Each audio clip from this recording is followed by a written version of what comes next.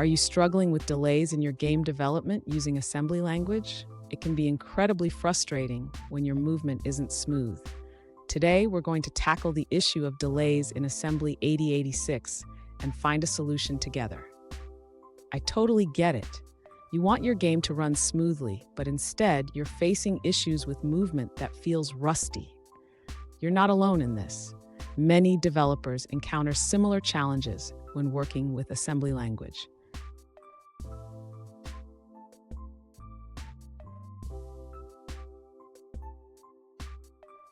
Let's dive into the specific question at hand. One user mentioned that they are trying to implement a delay using the interrupt 1A, but it results in inconsistent movement. They also shared their delay procedure using NOP that works fine but isn't approved by their teacher. Sound familiar? Let's explore this together. So what's happening here? The interrupt 1A is designed for timing, but it can introduce inconsistencies if not used correctly. On the other hand, using NOP creates a delay but may not be the best practice for your teacher's standards. Let's break down how to achieve a smooth delay without compromising your code quality. And stick around. By the end of this video, I'll share a method that combines both smooth movement and adherence to best practices. You won't want to miss it. To create a smooth delay in the user's game, we will replace the current delay procedure with a more effective method using the interrupt 1AH. This will help maintain a consistent movement without the rusty effect. First, the user should set up the delay using the interrupt 1AH. This interrupt provides the current system time and can be used to create a delay based on the timer ticks. Next, the user can implement a loop that checks the timer until the desired delay has passed. This will ensure that the movement remains smooth and consistent. Finally, the user should test the new delay procedure in their game. This will help confirm that the movement is now smooth and not rusty as before. Fun fact, the 8086 microprocessor was one of the first to support multitasking, which is pretty impressive for its time. Just like multitasking, we want our game to run smoothly without hiccups. Now, let's look at the answers provided by other users. An alternative solution for creating a delay in your assembly program is to use interrupt 15H with AA set to 86H.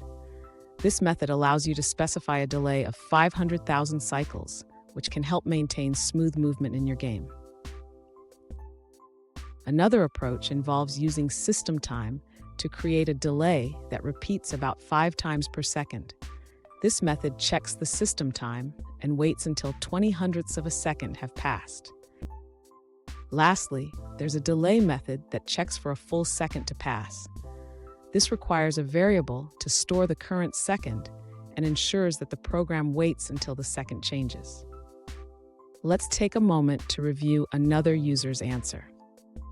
This user suggests synchronizing your game's movement with the vertical sync of the display. They explain that the screen refreshes at a specific rate, like 60 Hz, which means images are generated every 16.66 milliseconds. To avoid tearing, it's best to update the video memory during the vertical retrace period. They also provide a practical game loop example. First, do any long tasks, then wait for the retrace, scan for input, update the game world, and finally draw the screen. This ensures smooth animations. Lastly, they mention that using the DOS interrupt 1AH for timing may not be fast enough for smooth animations, as it ticks about 18.2 times per second. Instead, they recommend using VSync for better performance. Let's check out another perspective from a different user. An alternative solution suggests using the int15 BIOS interrupt for creating delays. By setting AH to 86H and specifying the delay interval in CX and DX registers, you can achieve a more consistent delay without the rusty movement issue. If your environment supports timer 0, you can implement a timer-based delay. This involves reading the current timer value using specific commands to ensure accurate timing for your game's movement. Here's the pro tip: always test your delays in different scenarios. This will help you identify any inconsistencies and adjust your timing accordingly. It's a small step that can make a big difference. And there you have it. With these adjustments, your game should have smooth movement without the rusty feel. Remember, practice makes perfect, so keep experimenting with your code. If you found this video helpful, don't forget to subscribe for more tips and tricks.